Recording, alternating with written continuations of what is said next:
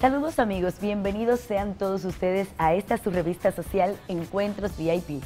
Qué gratificante es para mí reencontrarme con todos ustedes cada semana y compartir la producción interesante que les ofrecemos en esta su revista social Encuentros VIP.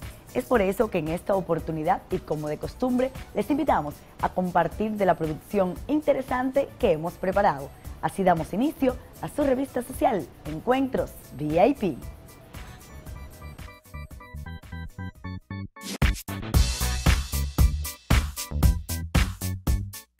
Un destacado y eminente escritor, poeta, ensayista y politólogo que ha dado la República Dominicana.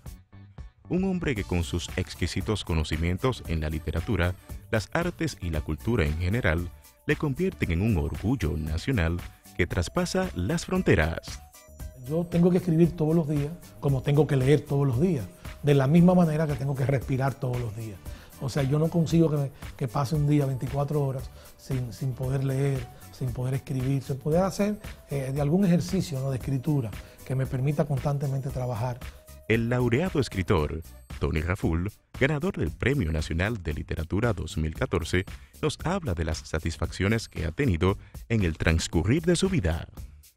Yo siempre entiendo que todo lo que yo he logrado y todo lo que pueda lograr, porque entiendo que todavía nos queda tiempo para seguir trabajando y produciendo de alguna manera obras, no es obra exactamente mía, es producto, digamos, de la buenaventuranza y de los dones que el Creador, que Dios nos ha otorgado. No se pierda esta conversación especial en Encuentros VIP con Yaira Casó. También sea parte de los momentos más memorables que se festejan en la capital dominicana, en su sección Captados por el Lente. Esto y más, véalo en la revista social más interesante del fin de semana, Encuentros VIP con Yaira Casó. Así es amigos, de este se trata el contenido que todos vamos a compartir durante una hora que les ofrece su revista social Encuentros VIP. Como hemos anunciado, en esta ocasión tenemos el placer, el privilegio de compartir un interesante diálogo con el escritor, poeta, ensayista y politólogo Tony Raful. Él nos abre las puertas de su hogar y nos adentra y por supuesto podemos compartir con él todas las buenas nuevas. Premio Nacional de la Literatura 2014, el señor Tony Raful.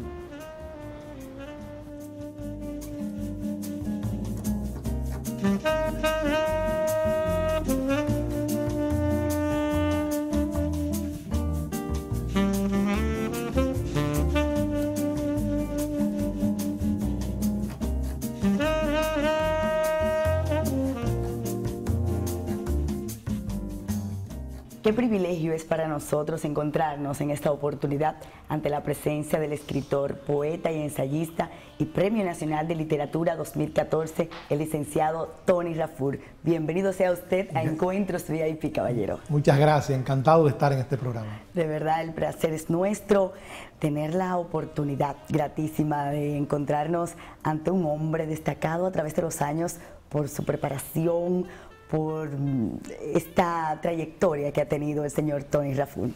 Privilegiados nosotros. Muchas gracias, muchas gracias. Sí, hablemos un poco de su trayectoria profesional. Destacado político y poeta de nuestro país, con un doctorado en Derecho y una licenciatura en Ciencias Políticas de la Universidad Autónoma de Santo Domingo.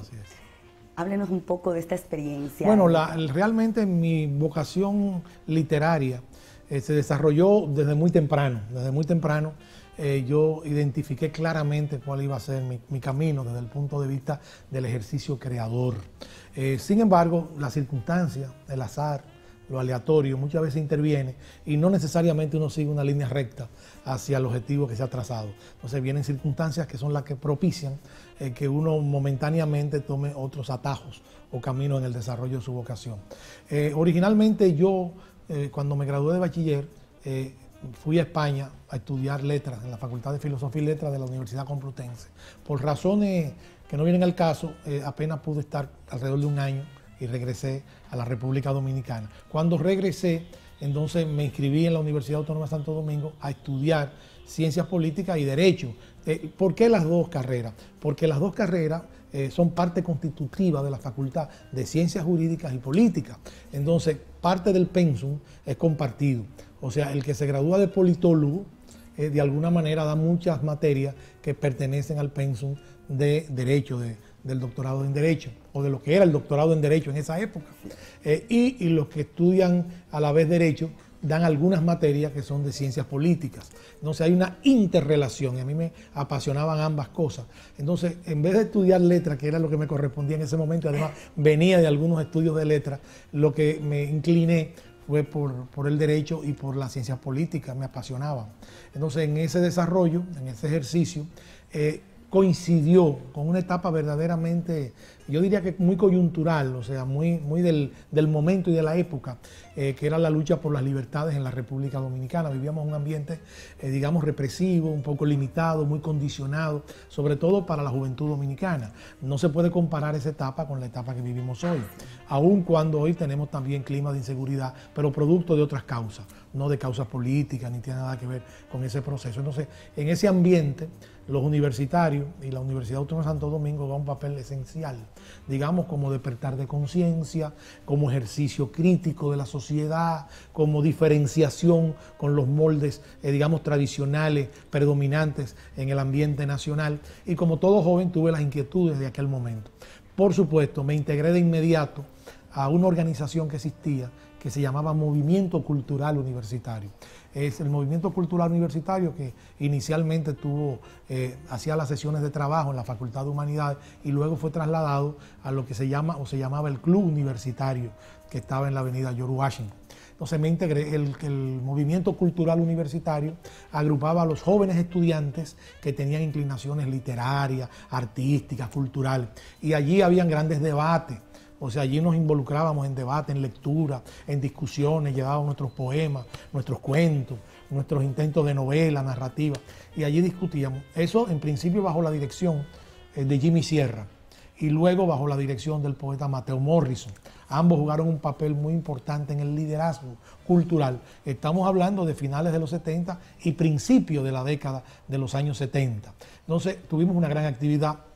La actividad cultural se unía a las actividades artísticas, a la actividad literaria me refiero, de manera específica, y así surgió en la universidad, junto al coro universitario, lo que se conocía como la rondalla y lo que se conocía también como la poesía coreada. O sea, eran tres instancias del arte cultural en la República Dominicana vinculada a la música, vinculada a la letra. Y entonces una de las misiones era visitar los pueblos donde habían estudiantes y allí se llevaban recitales, se cantaba y había una especie de vínculo entre la población y los efectos, digamos, del despertar cultural que se escenificaba en la Universidad Autónoma de Santo Domingo. O sea, todo el proceso mío de acumulación primaria de ideas tiene que ver con la Universidad Autónoma de Santo Domingo, en la que luego finalmente impartí docencia por varios años y me entregué porque yo entiendo que todos somos de alguna manera deudores de esa universidad y siempre estamos comprometidos con ella. Por supuesto en la Facultad de Ciencias Jurídicas y Políticas. Nunca he ejercido el derecho, o sea, me gradué, mas no lo ejercí. Como politólogo sí apliqué conocimientos de ciencias políticas al ejercicio circunstancial de la actividad política. Mucha gente me dice, pero bueno, tú eres poeta, escritor o político, o las dos cosas al mismo tiempo. Y si eres la misma cosa, o si logras ser, digamos, tener esa dualidad, ¿qué predomina sobre otra? Yo he explicado, y siempre lo repito, que yo lo que soy es poeta por vocación, escritor. Nadie se gradúa de poeta en ninguna universidad, es una vocación. O sea, se nace con esa tendencia que uno acrecienta y fortalece a través de los procesos de la cultura.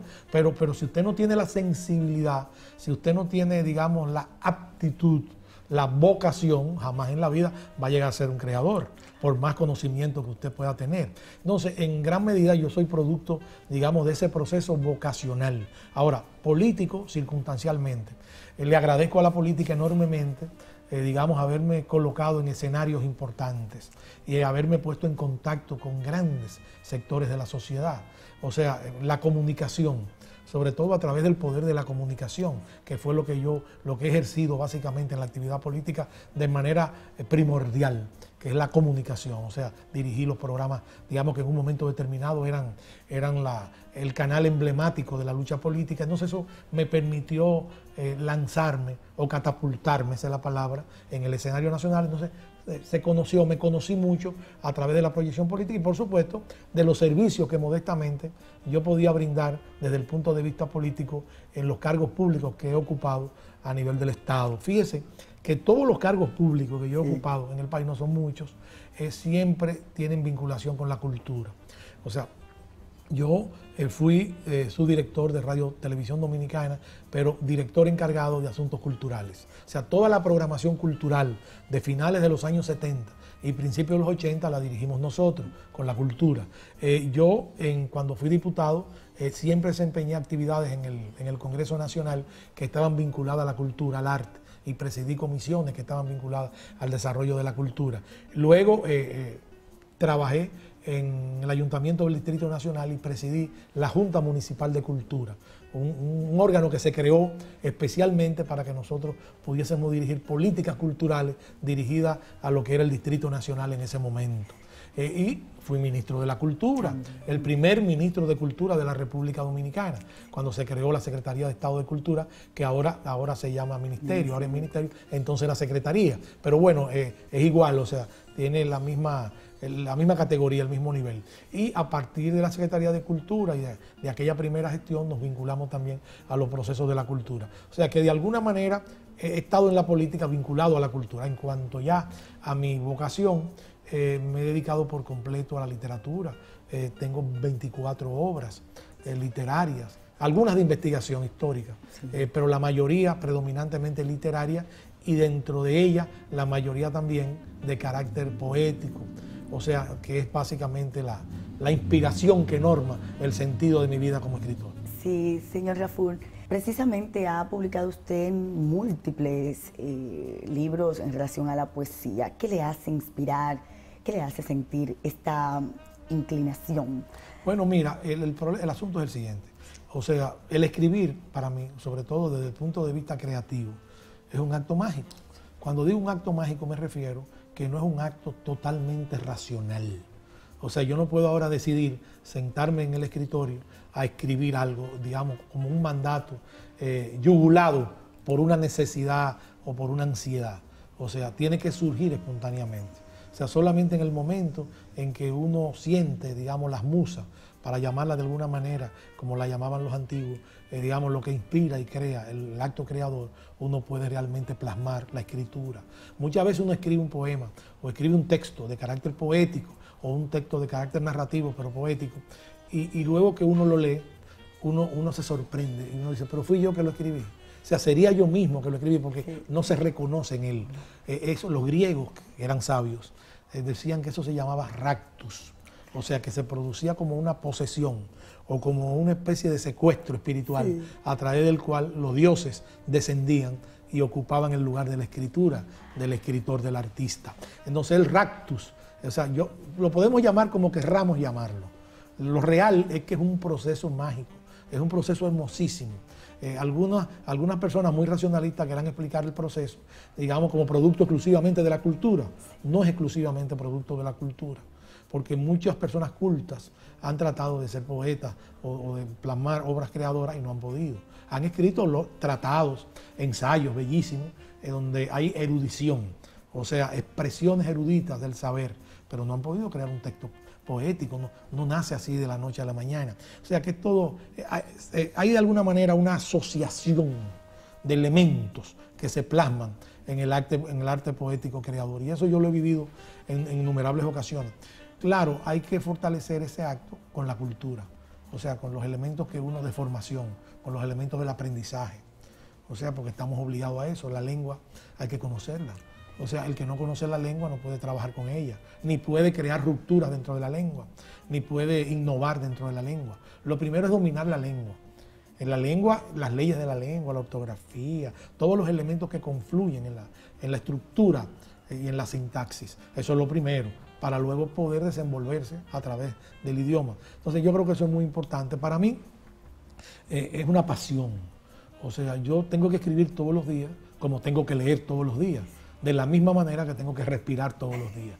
O sea, yo no consigo que pase un día 24 horas sin poder leer, sin poder escribir, sin poder hacer de algún ejercicio, ¿no?, de escritura que me permita constantemente trabajar en esos elementos. ¿De dónde nace eso? Bueno, eso como uno no lo puede explicar así de manera tan simple. Desde pequeño yo sentí esa vocación.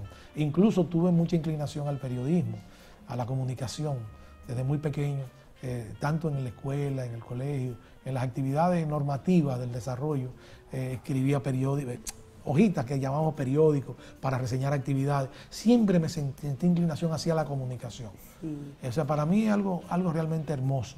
Por eso yo digo siempre que en este país hay miles y miles de talentos que se pierden todos los años, que si pudieran ser encauzados, si el Estado pudiese acudir con el suficiente recurso a las instituciones del Estado, tanto educativa como cultural, para incorporarlo al aprendizaje y al desarrollo, habríamos tenido grandes escritores, grandes artistas, grandes músicos, y sin embargo se pierden todos esos talentos.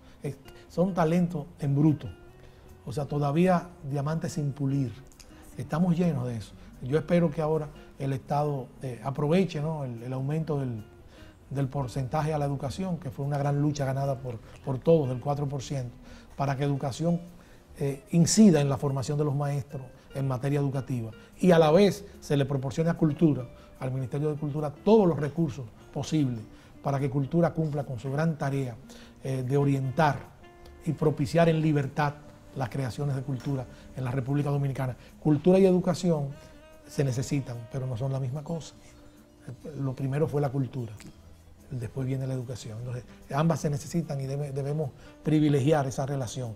Yo creo mucho en ese mandato y en ese trabajo dentro de los grandes desafíos, dentro de los grandes problemas que tenemos los dominicanos. Yo sé que hay problemas prioritarios, problemas de desempleo, problemas relacionados con la miseria, con la hambruna, con la desigualdad social, pero la cultura es importante, porque la cultura es identidad.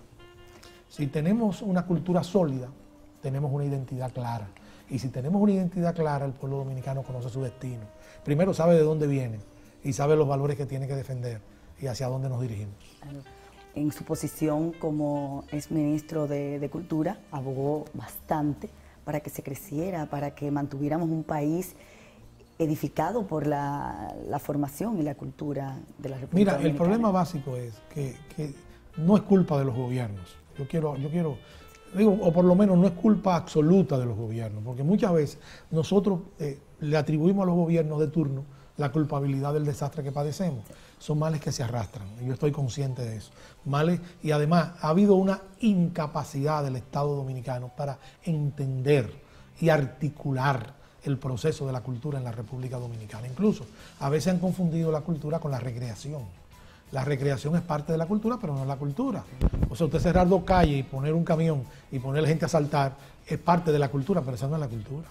O sea, la cultura es todo un proceso que se imbrica con el salto de la conciencia, con la posesión de los elementos constitutivos culturales de un país. La lengua, la música, las creencias, la religión, la comida. Esa es la cultura. Esos son el baile. Esos son los elementos que tipifican el proceso de la cultura. Y eso hay que preservarlo, porque esa es nuestra identidad. Entonces, yo pienso que ha habido, digamos, una falta de comprensión del apoyo a la cultura en la República Dominicana, que hemos ido venciendo en los últimos años, evidentemente, pero que hay que continuar, digamos, que eso debe culminar en un proceso de acumulación consciente que nos permita dar el gran salto de apoyo a las instituciones culturales en todo el país, porque la cultura no es solamente la ciudad de Santo Domingo. La cultura son las provincias, los municipios, fortalecer los institutos de formación artística, fortalecer los clubes culturales, los círculos culturales, las escuelas. Cultura también es artesanía, y la artesanía produce dinero, o sea, es rentable, porque muchas veces se habla de la cultura no como una inversión, sino como un gasto. Como un gasto. Y la cultura es una inversión, también produce. O sea, también en términos materiales podemos visualizar los aportes de la cultura a la sociedad y a la economía de un país. Pues todo esto hay que de alguna manera concebirlo para poder materializarlo. Y a mí me parece que ese debe ser la exigencia de hoy. Yo le voy a poner un solo ejemplo. La ley que crea la Secretaría de Cultura, hoy Ministerio de Cultura, la ley que la crea dice en uno de sus mandatos que el Estado debe darle el 1% del presupuesto nacional a cultura, o sea, la partida presupuestal. Sin embargo, no llega ni siquiera a la mitad, ni siquiera a la mitad de lo que debe darse a la cultura. Entonces, debemos hacer un gran esfuerzo para fortalecer la cultura y tendremos un mejor país, un país más consciente, sobre todo ahora que enfrentamos algunos procesos desnacionalizantes, digamos, de nuestras identidades dentro de la globalización. No es que yo le tengo terror ni me opongo a la globalización. Yo entiendo que el mundo global de hoy implica acceso a todas las herramientas tecnológicas del desarrollo, absolutamente de acuerdo, pero conservando la identidad propia de cada país. Como decía el gran apóstol José Martí decía que las Antillas tenían que abrirse al mundo, pero conservando el tronco de sus identidades. El gran maestro, el apóstol cubano José Martí, ya nos advertía en las postrimerías del siglo XIX, antes de caer en la batalla de Dos Ríos en 1895, ya nos advertía la necesidad de preservar el tronco, así llamaba Martí, el tronco de nuestras culturas, de nuestros pueblos, también abriéndonos a las culturas de otros países. El nombre Tony Raful ha sido incluido en diversas antologías nacionales e internacionales de poesía. ¿Cuál es su sentir, señor Raful, Bueno, fíjate, el objetivo o la aspiración de todo escritor es trascender. O sea, trascender no desde el punto de vista mezquino del ego, sino trascender desde el punto de vista de la difusión de su obra, que la conozcan cada vez más vastos sectores de la sociedad y fuera de la sociedad. O sea, en ese sentido, cuando se traduce una obra o se incluye en antología, estamos de alguna manera proyectando los valores nacionales. Esto es válido para todos los escritores.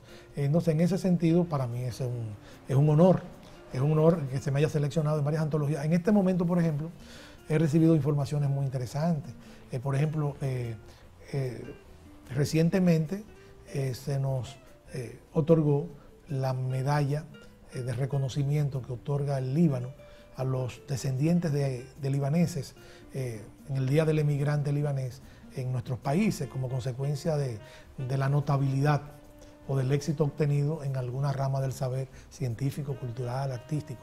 Entonces, con motivo del Premio Nacional, y ese reconocimiento es el otorgamiento de una medalla que lleva el nombre de Khalil Gibran, el gran poeta árabe libanés que trascendió tanto y que ha dado tantos aportes en materia creadora. Entonces, ya eso implica la posible traducción de nuestra obra, de una parte de nuestra obra, por supuesto, con toda modestia, al idioma árabe.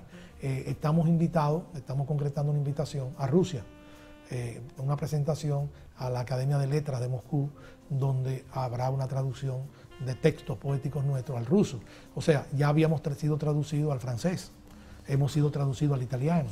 O sea, ya esos son elementos importantes para ponernos en contacto con otros públicos y para que otros públicos conozcan lo que se está escribiendo, porque la literatura, aunque sea local y nacional, siempre tiene un trasfondo universal. ¿Por qué? Porque los sentimientos son los mismos. Aunque seamos de distintas nacionalidades, aunque hablemos distintas lenguas, nosotros amamos, tenemos amor, desamor, tenemos esperanza, desesperanza, odio. O sea, todos los elementos que son característicos del ser humano. Entonces, en cualquier idioma se leen los mismos sentimientos. Así es. Señor Raful, definitivamente que entablar una conversación con usted resulta más que interesante. Yo le invito que tras esta primera pausa, al regreso vamos a seguir conversando de las satisfacciones que ha tenido usted a lo largo de su exitosa vida profesional como político, poeta, politólogo y demás, así como también de este interesante reconocimiento, Premio Nacional de Literatura 2014 que ha recibido usted. Orgullo para todo el país. Y de igual manera, todas las cosas bellas que adornan a la persona del señor Tony Raful. ¿Qué le parece? Muchas gracias. Para mí es un honor. Usted es muy generosa conmigo, pero le agradezco de todas maneras. Gracias. Claro que sí. A ustedes, amigos, no se muevan, que en breve retornamos con el Premio Nacional de Literatura 2014. Tony Raful.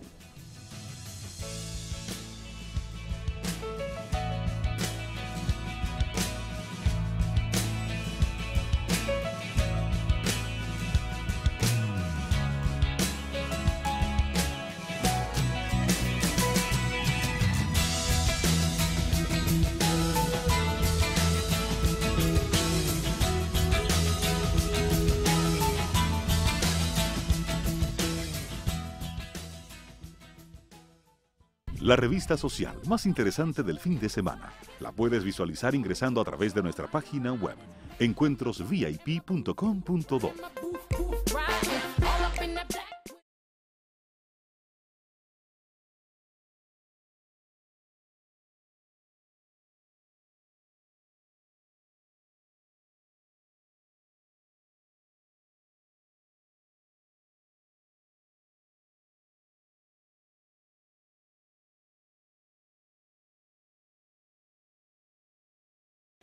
Les invitamos a todos a que nos sigan a través de las redes sociales y nuestra página web www.encuentrosvip.com.do.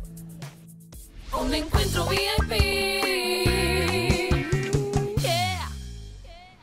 Sin lugar a dudas, el señor Tony Raful es un hombre poseedor de grandes méritos.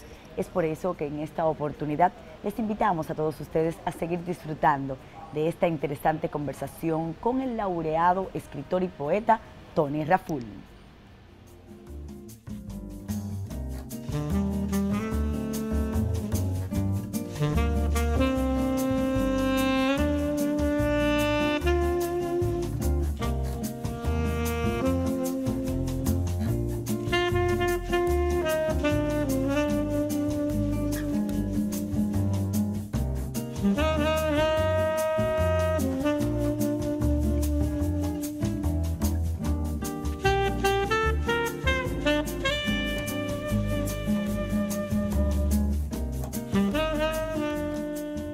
Gracias amigos una vez más por continuar con nosotros compartiendo de este importante diálogo que sostenemos con el licenciado Tony Raful, Premio Nacional de Literatura 2014. Una vez más, gracias por recibirnos en su bella residencia. Gracias, siempre a sus órdenes. A usted, de verdad. Importantes reconocimientos ha recibido de mandatarios en países. ¿Cómo se siente de recibir estas importantes condecoraciones? Bueno, fíjate, hay diferentes tipos de reconocimientos y condecoraciones. Hay un sinnúmero de reconocimientos que lo otorga el pueblo. El pueblo es siempre la materia prima, el elemento fundamental de reconocimiento al que aspira uno permanentemente, digamos, a recibir y a estar en contacto con ellos. Pero hemos recibido grandes momentos, hay momentos de gran placidez intelectual. Por ejemplo, cuando yo ingresé a la Academia Dominicana de la Lengua como miembro de número y a la Real Academia de la Lengua Española, yo creo que son elementos muy importantes porque de alguna manera establecen, digamos, nuestra participación a nivel del estudio, la proyección de la lengua española, de la lengua castellana, que es a través de la cual nos expresamos. Hemos tenido muchos reconocimientos, fuimos condecorados por el presidente Ricardo Lagos de Chile con la condecoración Pablo Neruda, que yo creo que es muy importante porque además es un reconocimiento global, no a mí como persona individual, sino a toda la colectividad. Fuimos reconocidos por el presidente Fernández, Leonel Fernández, con la condecoración Orden al Mérito Duarte Sánchez y Mella, en la Orden de Caballero. O sea, fuimos reconocidos por la Orden del Gobierno del Líbano, Cultural Ali Gibran. O sea, hemos sido reconocidos innumerables veces. Hace apenas unos días nos invitaron a un pequeño poblado, a Boca Chica, y allí fuimos reconocidos por el Ayuntamiento de Boca Chica, y para mí eso tiene un valor extraordinario porque estábamos rodeados de pueblos, estudiantes, humildes, de toda la comunidad de Boca Chica y por supuesto las autoridades edilicias. Y aquello fue extraordinario, como la gente, yo no sé, yo sentía el calor humano y sentía que aquellos estudiantes con sus profesores, la comunidad, hacía suyo el reconocimiento con motivo del Premio Nacional de Literatura. Y le digo con toda sinceridad que yo sentía tanta satisfacción como la que puedo sentir, digamos, con otro tipo de reconocimiento de mayor nivel, digamos, nacional, internacional, porque ese tipo de reconocimiento es importante. Entonces, yo me he sentido muy bien. Ahora, yo lo que no hago es obnubilarme. O sea, como yo te digo, o sea, lo que yo no hago es ceder a la tentación de la vanidad humana. Estoy permanentemente en guardia con la vanidad. Creo que la vanidad corrompe al ser humano. Entonces yo siempre entiendo que todo lo que yo he logrado y todo lo que pueda lograr, porque entiendo que todavía nos queda tiempo para seguir trabajando y produciendo de alguna manera obras, no es obra exactamente mía, es producto, digamos, de la buenaventuranza y de los dones que el Creador, que Dios nos ha otorgado. O sea, sin la presencia de Dios, que yo lo concibo como una energía en expansión consciente, o sea, que va desarrollándose en busca del equilibrio, no solamente espiritual, sino de todo el orden cósmico. Yo pienso que sin esa ayuda es imposible que uno pueda salir a camino. Y por supuesto, con el esfuerzo de todos. Por eso cuando me dieron la noticia del premio, cuando esa figura fundamental de la cultura dominicana, que es don Pepín Corripio, nos llamó para informarnos que habíamos sido seleccionados para el Premio Nacional de Literatura, yo le expliqué a don Pepín, le dije que agradecía infinitamente tan alta distinción, que me sentía honrado, pero que realmente no era mío el premio, sino de toda una generación de escritores, de intelectuales, a la cual yo pertenezco, al conjunto de ideas, al cuerpo de ideas con el cual yo trabajé, he vivido, he compartido, he discutido. O sea, yo soy producto de ese sedimento cultural, que es lo que me ha permitido ser lo que he podido ser en el día de hoy. Y además siempre he exhortado a los muy jóvenes, a los que empiezan, a que persistan en el camino del trabajo creador, a que nunca se crean pequeños dioses. En ese sentido yo estoy en desacuerdo con un gran poeta chileno llamado Vicente Huidobro, gran escritor, que decía que el poeta era un pequeño dios. Yo difiero, no somos pequeños dioses, somos simplemente articuladores de la palabra, o sea, a través de la cual puede de alguna manera transitar la inspiración, la energía creadora y la voluntad del creador. Sí. Amén. ¿Cuenta usted con una fe enorme? Ah, no, claro. ¿Con una vocación cristiana? No, yo soy creyente. Yo lo que no soy es religioso, militante. O sea, tengo que sincerizarme en más absoluta, pero yo soy muy espiritual, pero no de ahora. O sea, porque muchas veces la espiritualidad llega en un momento determinado a través de una experiencia negativa, o de un dolor, o de un sufrimiento, de una pérdida, lo cual yo entiendo que puede llegar en cualquier momento, porque cualquier momento es importante para despertar. Porque generalmente vivimos durmiendo, o sea, vivimos realmente sin tener conciencia del proceso espiritual.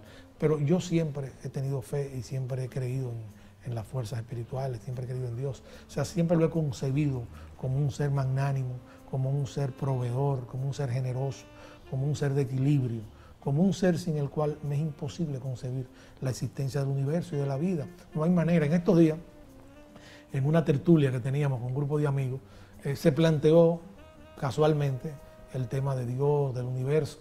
Entonces había uno de los compañeros de tertulia, ateo, entonces estaba tratando de demostrar la no existencia de Dios, cosa imposible. Entonces en medio de la discusión pudimos llevarlo a considerar que del Dios que estábamos discutiendo no era el Dios antropomorfo, con una barba vigilándonos, ni castigándonos, sino que era una fuerza espiritual superior que había creado el universo, que mantenía el equilibrio del universo, que mantenía los astros girando, todo ese orden cósmico, y que eso era posible a través de una gran voluntad de creación, y que nosotros no podíamos ver a Dios con la limitación de nuestra conciencia. O sea, nosotros no estamos capacitados para entender la inmensidad de Dios, solo estamos aptos para accesar a Él a través de manifestaciones de energía espiritual. Y eso lo explicamos, porque son conversaciones permanentes. Entonces, en eso yo no tengo ninguna duda. Nosotros los seres humanos estamos de paso. O sea, somos producto de un tiempo, de una época, de una cultura, de una familia. Muchas veces el infortunio nos hace avanzar. A algunas personas el infortunio le impide avanzar, se frustran. Por eso hay que tener fe y hay que tener conciencia del porvenir. Pero vemos la vida no como una posada. O sea, no estamos residiendo en la vida. Estamos atravesando un puente. De que terminemos el puente, pues nos vamos a otra dimensión, a otra estancia. Pero no podemos, digamos, afianzarnos en el concepto de la perennidad, de creer que hemos venido a la tierra a poseer. Estamos en la tierra tiene un valor de uso. Todo tiene un valor de uso en lo que transitamos hacia otro destino que no conocemos, pero que intuimos, que es nuestra proximidad y cercanía con el Creador. Estos son conceptos bastante generales, pero de los que yo tengo plena conciencia, y mi familia y todo el que me conoce sabe que yo soy partícipe de esos criterios. Incluso la propia ciencia, en la medida en que avanza, en la medida en que profundiza, lejos de distanciarse de Dios, se acerca a Él. Qué bien. El señor Raful evidentemente ha sido un hombre bendecido por el Creador. Amén. Ante todo, Amén. Nos ha ofrecido la vida, le ha dado a usted una familia hermosa, Así es, amén. 4 hijos, su esposa, la señora Grey, de Raful, y por demás le ha llenado de muchas bendiciones que evidentemente todo el que ha tenido el privilegio de conocerle a usted sabe que es así. Gracias. ¿Con qué entiende que la vida le ha bendecido grandemente en lo personal? Bueno, fíjate, todo el que vive en una sociedad está sometido a tensiones, a dificultades, a bloqueos, a obstáculos. O sea, parte del ejercicio de la vida es vencer esos elementos que se interponen en tu vida. O sea, nadie tiene una vida lineal, a menos que vaya al Himalaya, se aísle del mundo, se convierta en un ermitaño, o sea, no se ausente de toda conexión o de todo vínculo con la vida real, con el movimiento social. O sea, algunos lo han logrado y yo respeto ese camino. Por ejemplo, el budismo se basa fundamentalmente, por lo menos en sus concepciones primarias orientales, se basa precisamente en el abandono de toda conexión, o sea, en la supresión del ego y en la búsqueda de ese estado espiritual que ellos llaman nirvana, que es alcanzar el cielo en la tierra a través de una ascensión espiritual que rompa totalmente los vínculos terrenales. Pero eso es una tarea, digamos, de seres muy especiales, que yo respeto. Pero nosotros los mortales que estamos sometidos permanentemente tenemos que vencer obstáculos. El problema es no darse por vencido nunca. Yo también he tenido muchos obstáculos, he tenido también situaciones que a otras personas pueden llevarla no solo a frustraciones, sino a traumas. Sin embargo, nada me detiene en la superación de los problemas. Eso es porque tengo fe. O sea, todo problema para mí es un reto, un desafío para vencerlo y superarlo. Y lo supero porque creo en Dios. O sea, y Dios es un auxilio permanente. Entonces yo creo en esos elementos. Entonces yo pienso que lo he ido superando. Toda mi vida es una bendición, todo me ha salido bien. O sea, amén. Todo me ha salido bien. O sea, todo finalmente me ha salido bien. Sí, porque siempre hay dificultades, pero todo finalmente me ha salido bien. Yo no tengo quejas en ese aspecto. Por supuesto, como ser humano, tengo ansiedades, tengo limitaciones, me duele las penurias, las discapacidades, la miseria, la desigualdad humana.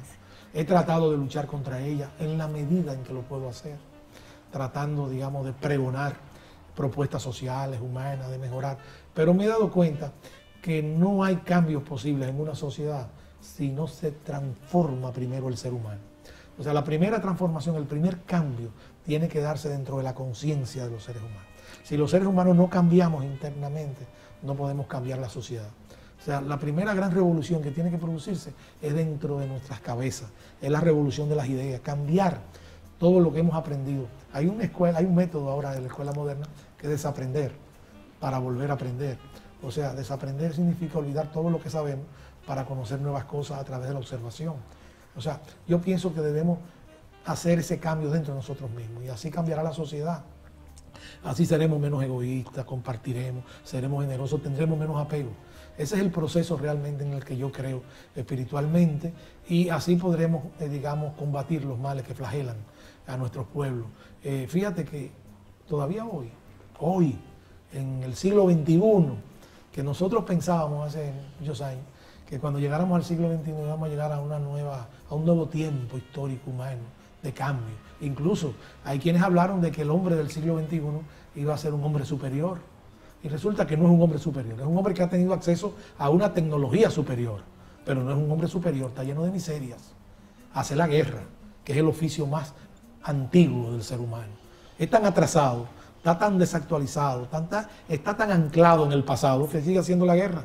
Es el ejercicio más común del hombre de hoy, la guerra, en todas partes, en todos los continentes, por territorio, por etnias, por odios, por poder. Entonces, ¿cuál ha sido el salto cualitativo real? No se ha producido dentro del hombre, se ha producido fuera del hombre.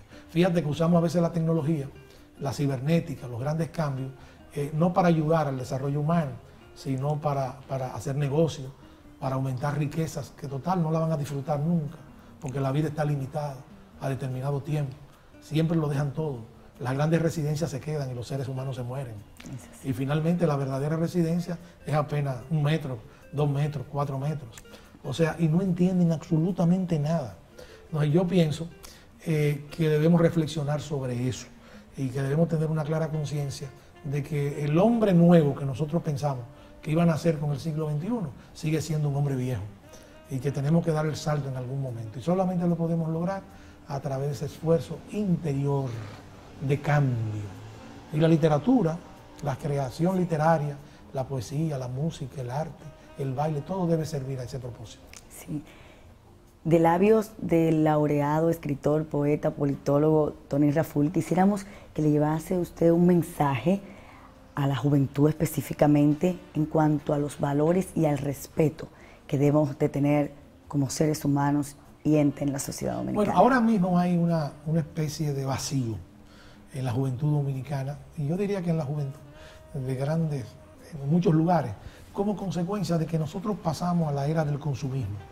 O sea, estamos viviendo la era del mercado, pero no del mercado social en el que todos debemos participar en una justa distribución de oferta y demanda, o en un vínculo de oferta y demanda, sino que hemos entrado en una sociedad competitiva en grado sumo, donde los valores morales y humanos han ido decreciendo y ha aumentado el interés, el cálculo egoísta, el frío cálculo egoísta. Y entonces eso se ha traducido en una merma, en un desmejoramiento de las condiciones humanas y morales que son la base de la familia, la base de la educación, la base del amor entre los seres humanos. Esto no es absoluto, pero ha ganado mucho terreno. Y entonces usted ve la gran vaciedad. Bueno, para poner un solo ejemplo, la corrupción del lenguaje. O sea, dicen que cuando una sociedad empieza a corromperse, lo primero que se corrompe es la lengua. O sea, no hay ni siquiera respeto por el lenguaje. Las composiciones ahora musicales, no todas, un porcentaje, son una vergüenza. Incluso muchas de ellas incitando al feminicidio y a prácticas incluso nocivas, en la descomposición familiar, la falta de amor a Dios.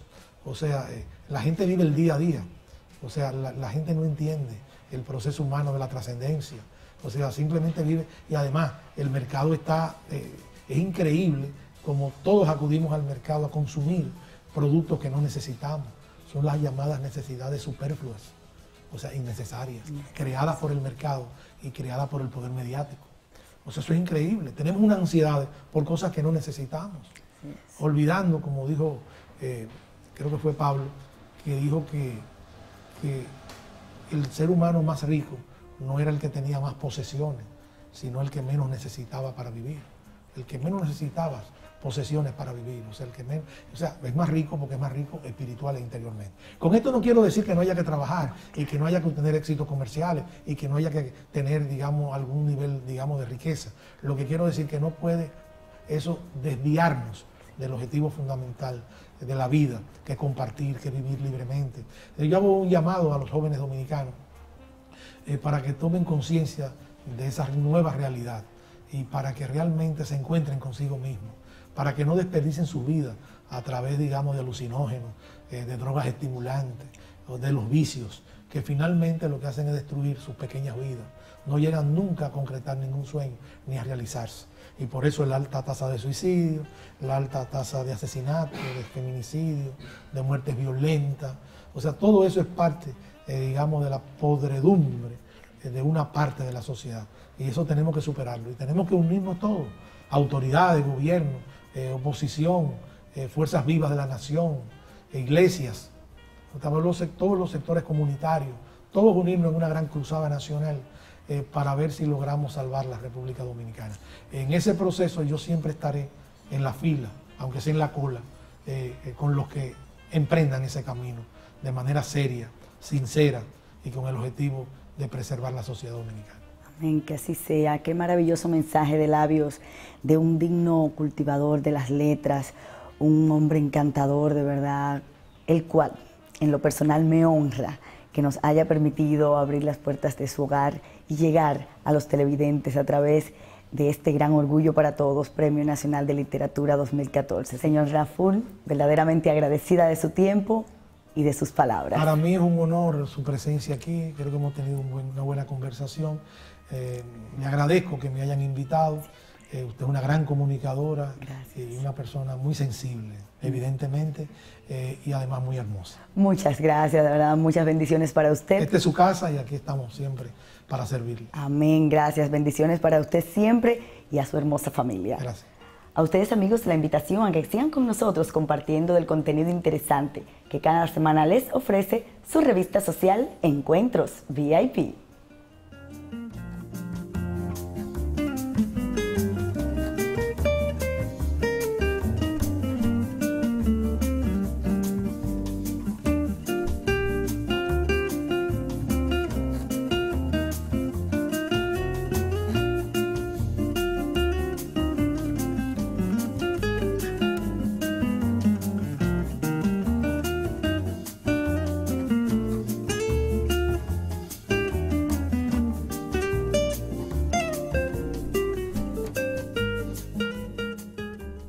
la revista social más interesante del fin de semana. La puedes visualizar ingresando a través de nuestra página web, encuentrosvip.com.do.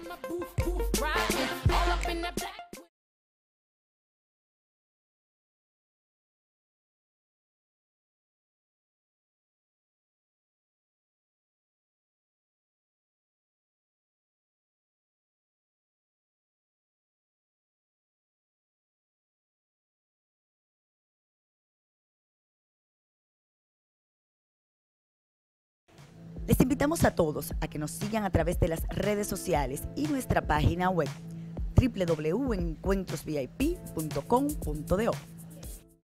Un encuentro VIP. Yeah.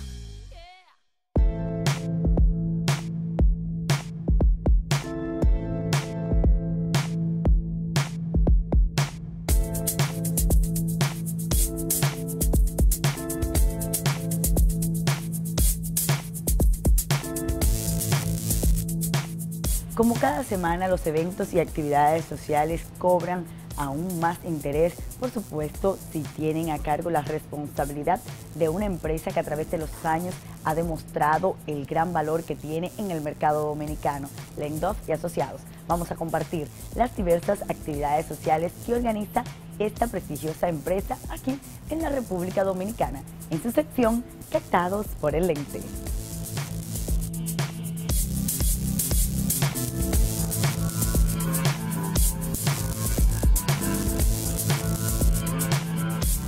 Iniciemos las informaciones con el encuentro ofrecido en honor a las mujeres de nuestro país, que presentó el Centro Comercial Sambil. Soy Mujer Sambil es la nueva campaña dirigida a todas las mujeres luchadoras, alegres, coquetas, soñadoras y triunfadoras. Y el concepto se basa en premiarnos por lo valiosas que somos, a través de las diferentes promociones, eventos y sorpresas que Sambil crea especialmente para nosotras. Desfiles, consejo de bellezas, cursos de maquillaje, ofertas especiales y hasta premios que incluyen órdenes de compra son parte de lo que trae esta interesante campaña. La intención es facilitarle la vida a la mujer de hoy que tiene infinitas responsabilidades diarias, logrando que su visita tenga una experiencia gratificante y diferenciadora.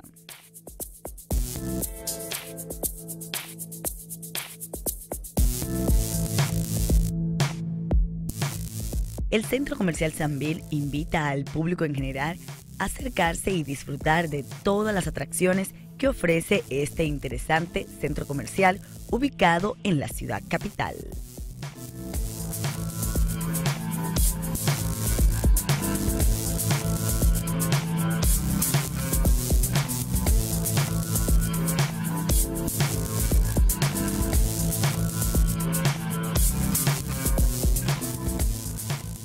Y pasando a otra actividad social organizada por la empresa de las grandes marcas Lengdof y Asociados, la empresa Magna presentó su nueva Hyundai Grand Santa Fe. En un impresionante escenario lleno de modernidad, lujo y atenciones, fue lanzado este nuevo modelo de la marca en el showroom Hyundai Grand Santa Fe, que como su nombre lo describe, es un SUV más grande con mayor espacio, confort y calidad que caracteriza esta marca. El señor Rodolfo Guzmán, director de la empresa, comentó que por años aguardan este momento, que es el modelo más esperado y que hoy lo muestran como una de las joyas más preciadas de su marca. Y es como tradición, respetando y respaldando la inversión de los clientes.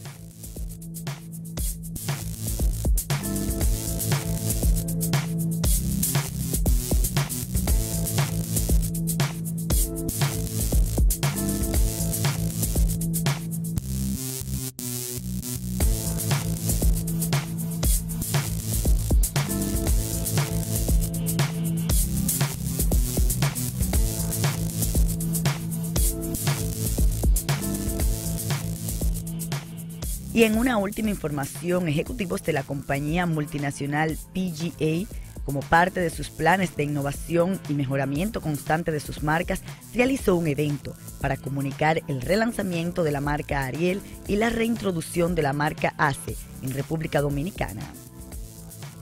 En este magno evento estuvieron presentando las nuevas fórmulas de ambas marcas que proporcionan mejor blanqueamiento y con más rapidez a la ropa.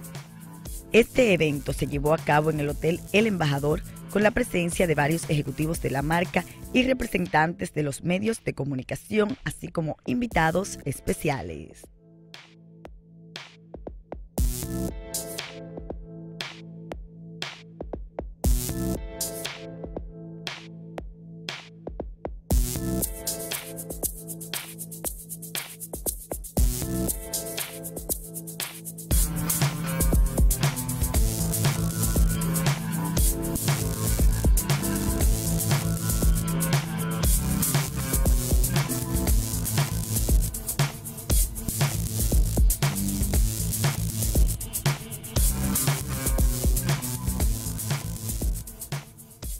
Un encuentro VIP.